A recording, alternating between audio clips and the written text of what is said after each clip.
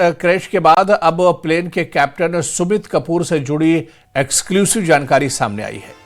दी गई जानकारी के मुताबिक सुमित कपूर पर पहले भी गंभीर अनुशासनात्मक कार्रवाई हो चुकी थी। बताया गया है कि 2010 और 2017 दोनों बार उन्हें ऑपरेशन के दौरान शराब के सेवन में पॉजिटिव पाया गया था।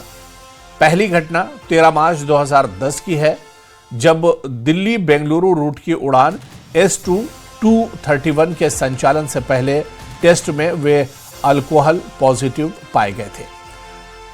इसके 7 साल बाद यानी 7 अप्रैल 2017 को फिर से उन्हें दिल्ली गुवाहाटी फ्लाइट S2-4721 के ऑपरेशन के दौरान BA टेस्ट में पॉजिटिव पाया गया था। इन दो मामलों के बाद 24 अप्रैल 2017 को आदेश जारी कर उन्हें 3 साल के लिए सस्पेंड कर दिया गया था। बारामती प्लेन क्रैश की जांच में यह जानकारी अहम मानी जा रही है।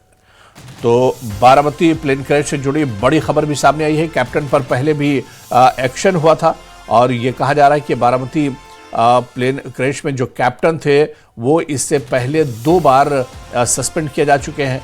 2 बार उन पर शराब पीकर जहाज चलाने का दरअसल इल्जाम था, जो एक तरह से साबित भी हुआ था।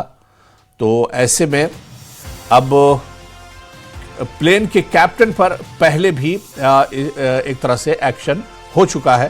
प्लेन उड़ाने के दौरान शराब पीने का उन्हें दोषी पाया गया था।